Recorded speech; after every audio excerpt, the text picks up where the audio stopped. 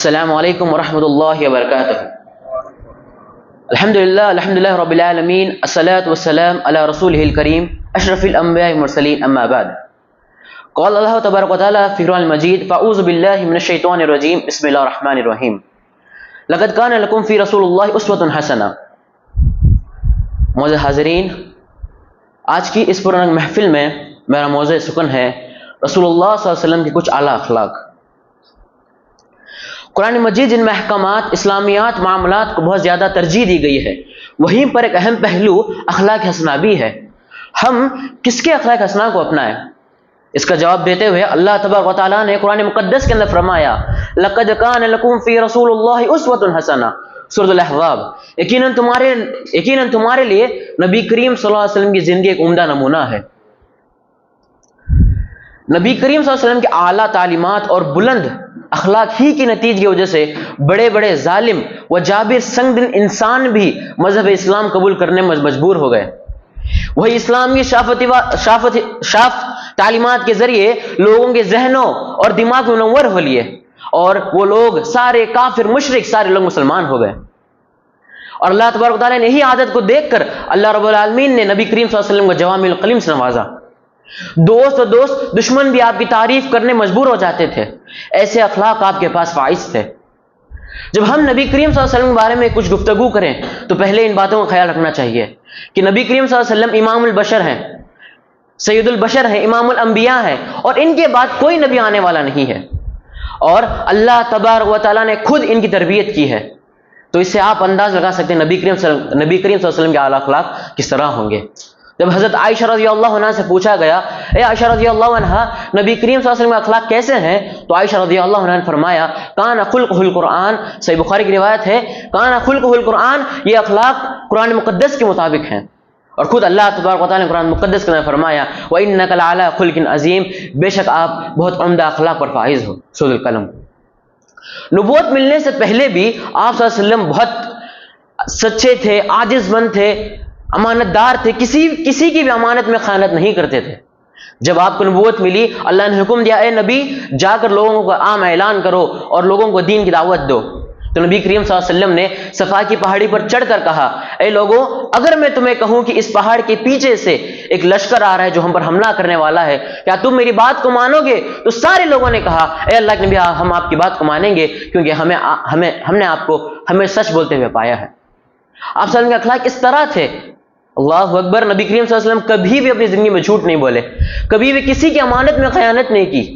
میں آپ لوگوں کے سامنے آج آپ صلی اللہ علیہ وسلم کے چند اخلاق پیش کروں گا. نمبر 1، رحم دلی. آپ صلی اللہ علیہ وسلم نہایت رحم دل تھے، ترس کھانے والوں میں سے تھے، نرم دل تھا آپ صلی اللہ علیہ وسلم کا. جیسے کہ اللہ تبارک و تعالیٰ نے قرآن مقدس کے اندر فرمایا: فَبِمَا رَحْمَةٍ مِّنَ اللَّهِ لِنْتَ لَهُمْ. آل عمران کی آیت ہے. اللہ تبارک و تعالیٰ نے فرمایا: فَبِمَا رَحْمَةٍ مِّنَ اللَّهِ لِنْتَ لَهُمْ. آپ اپنے رب کے باعث رحمت والے ہیں، آپ کا دل نرم دل ہے. ایک واقعہ عبداللہ بن عباس رضی اللہ عنہ بیان کرتے ہیں، ابن ماجہ کی روایت ہے، امام البانی رحمہ اللہ اس حدیث کو صحیح قرار دیا ہے. عبداللہ بن عباس رضی اللہ عنہ بیان کرتے ہیں کہ ایک دیہاتی مسجد کے کونے میں استنجا کرنا شروع کیا. ہم صحابہ کرام رضی اللہ عنہ دیکھ کر اس کی طرف بڑھ گئے، اور نبی کریم صلی اللہ علیہ وسلم کو دیکھ کر کہا: رک جاؤ، اسے ڈانٹو مت، بلکہ اس جگہ میں پانی ڈال کے اسے چھوڑ دو. آپ صلی اللہ علیہ وسلم اتنے نرم دل تھے. اگر آج ہمارا حال دیکھا جائے، اگر ہمارے گھر کے باہر بھی کوئی کوڑا ڈال کر چلے جائے، جب تک ہم اسے 2-4 باتیں نہ سنائے ہم خاموش نہیں بیٹھتے. کیا ہم ایسے لوگ ہیں؟ ہم اپنے آپ کو محب محمد ایسے نعروں سے بلاتے ہیں، محمد کے محبوب وغیرہ وغیرہ. کیا ہم نبی کریم صلی اللہ علیہ وسلم سنت پر عمل کر رہے ہیں؟ نمبر 2، معاف کرنا. آپ صلی اللہ علیہ وسلم نہایت معاف کرنے والوں شخصوں میں سے تھے. اگر کوئی آپ کو کوئی تکلیف پہنچا دیتا آپ اسے معاف کر دیتے. یاد کرو اس طائف کے سفر کو جہاں میرے محبوب نبی کریم صلی اللہ علیہ وسلم کو پتھروں سے مارا گیا تھا. جب انہوں نے دین الہی کی دعوت دینے گئے تھے، انہیں لہو لہان کیا گیا تھا. انہیں ان شریروں نے وہاں پر اس گلیوں میں ایسے پتھروں سے مارا کہ ان کے پورے بدن سے لہو لہان ہو گئے اور ان کے پاؤں میں خون جم گیا. اللہ اکبر. عزیز ساتھیو، جب انہیں فرشتوں نے پوچھا: اے اللہ کے نبی، اگر آپ ایک حکم دے دیں, اگر آپ کہہ دیں تو اس طائف کے شہر کو ہم 2 پہاڑ کے بیچ میں دبوچ دیں گے, تو اللہ کے نبی نے کہا ہرگز نہیں. کیا ہوا, ان لوگوں نے ایمان نہ لایا تو ان کی پوچھتے ایمان لائیں گے, اور آج ہی ہوا. جا کر دیکھو اس طائف کے شہر کو, وہاں پر مسلمان آباد ہیں اور میرے نبی کریم صلی اللہ علیہ وسلم تعبیر کام آئی. نمبر 3, اپنے گھر والوں کے حسن سلوک کرنا. ہمارے نبی کریم صلی اللہ علیہ وسلم گھر کے باہر تو اعلیٰ اخلاق مظاہرہ کرتے تھے, مگر گھر کے اندر آپ کا یہی حال تھا. حضرت عائشہ رضی اللہ عنہ سے پوچھا گیا کہ حضرت عائشہ رضی اللہ عنہ نبی کریم صلی اللہ علیہ وسلم گھر کے اندر کیا کرتے ہیں؟ حضرت عائشہ رضی اللہ عنہ نے بیان کیا کہ نبی کریم صلی اللہ علیہ وسلم گھر کے اندر گھر کے کام کاج کرتے ہیں, گھر والے کے حقوق ادا کرتے ہیں, پورے حقوق اہل و عیال کے پورے حقوق ادا کرتے ہیں, اور جب نماز کا وقت ہوتا ہے نماز قائم کرتے ہیں. صحیح بخاری کی روایت ہے, حضرت عائشہ رضی اللہ عنہ کہتے ہیں کہ نبی کریم صلی اللہ علیہ وسلم کے اخلاق اتنے عمدہ تھے کہ میں نے اپنی زندگی میں کبھی کسی کو نہیں دیکھا. نمبر 4, خادم کے ساتھ حسن سلوک کرنا. ہم اپنے نوکروں کے ساتھ, خادم کے ساتھ حسن سلوک تو آج ہمارے معاشرے میں بالکل نہیں دکھتا. تب حضرت انس رضی اللہ عنہ نے بیان کیا تھا کہ نبی کریم صلی اللہ علیہ وسلم نے 10 سال تک خدمت کی, مگر آج تک نبی کریم صلی اللہ علیہ وسلم نے انہیں اف تک نہیں کہا, انہیں یہ نہیں کہا کہ یہ کام تم نے کیوں کیا, یہ کام تم نے کیوں نہیں کیا. حتیٰ کہ نبی کریم حتیٰ کہ حضرت انس رضی اللہ عنہ جب بھی کوئی کام دیا جاتا تو باہر جاتے اور کبھی کبھار گلیوں میں کھیلنے لگ جاتے بچوں کے ساتھ. جب آپ صلی اللہ علیہ وسلم کو معلوم ہوتا تو آپ صلی اللہ علیہ وسلم جا کر کہتے انس میں نے تم اس کام کے لیے بھیجا ہے. پھر انس رضی اللہ عنہ کام ختم کر کے واپس آتے, پھر بھی اللہ کے نبی نے کچھ کبھی نہیں کہا. بخاری کی روایت ہے. اللہ اکبر. آج ہمارا معاشرے کا حال کیا ہے؟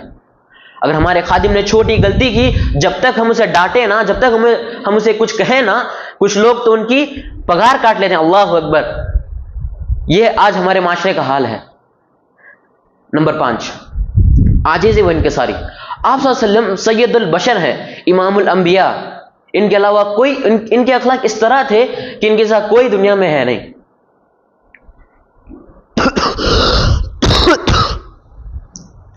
کوئی ہے نہیں. پھر بھی آپ کے اندر رتی برابر کا تکبر, گھمنڈ ہرگز نہیں تھا. جب حضرت عبداللہ بن عباس رضی اللہ عنہ بیان کرتے ہیں کہ نبی کریم صلی اللہ علیہ وسلم ہمارے سے زمین پر بیٹھتے, ہمارے ساتھ کھانا کھاتے تھے, ہمارے ساتھ باتیں کرتے تھے, اور جب کوئی غلام, کوئی خادم, کوئی مسکین آپ کو جو کی روٹی کی دعوت بھی دیتا تو آپ اسے قبول فرماتے تھے. جو کی روٹی اس وقت حقیر کھانے کی چیز سمجھی جاتی تھی. امام البانی رحمہ اللہ اس حدیث کو اپنی سنن میں لایا ہے, اور ابن ماجہ نے اس حدیث کو صحیح قرار دیا ہے. عزیز ساتھیوں, آج ہمارے معاشرے کا حال کیا ہے؟ آج ہم اپنے معاشرے کا جائزہ لیں کہ ہمارے اندر, ہم محب محمد, ہم محمد کے چاہنے والے, ہم محمد سے محبت کرنے والے, ہمارے اندر کوئی اخلاق پائے جا رہے ہیں؟ آپ صلی اللہ علیہ وسلم اس کے علاوہ کتنے ہی زیادہ اخلاق ہیں. میں نے تو آپ کو بس موٹے موٹے اخلاق بیان کیے ہیں. اتنے اخلاق آپ صلی اللہ علیہ وسلم کے ہیں, مگر ہمارے اندر کچھ نہیں دکھتا. یہ ہمارے معاشرے کا حال ہے. ہم مسلمان ہونے کے باوجود, محمد صلی اللہ علیہ وسلم کو اپنا نبی ماننے کے باوجود ان کے اعمال پر عمل نہیں کر رہے, ان کی سنتوں پر عمل نہیں کر رہے. ہم اپنے آپ کو مسلمان کہلا سکتے ہیں؟ اپنے اعمال کو جائزہ لیں میرے عزیز ساتھیوں, کیا ہم اپنے آپ کو مسلمان کہلانے کے لائق ہیں؟ آج جب ہم اپنے معاشرے کا پھر جائزہ لیتے ہیں, دیکھتے ہیں کہ رمضان مبارک کا مہینہ ہے. اللہ اکبر. کچھ ایسے ساتھیاں ہیں جو فجر کی نماز پڑھنے کے بعد سو جاتے ہیں اور ڈائریکٹ اثر کو اٹھتے ہیں. ظہر کی نماز نہیں, اثر کی نماز نہیں. اللہ اکبر. عزیز ساتھیوں, اپنے آپ کو مسلمان کہلائیں. باقی مہینے تو چھوڑ دیجئے, رمضان کا مہینہ, مبارک مہینہ, اس مہینے کے اندر بھی ہمارے اندر وہ توحید, وہ جذبہ, وہ عبادت کا جذبہ. یاد کرو, وما خلقت الجن والانس الا لیعبدون کا فریضہ کون ادا کرے گا؟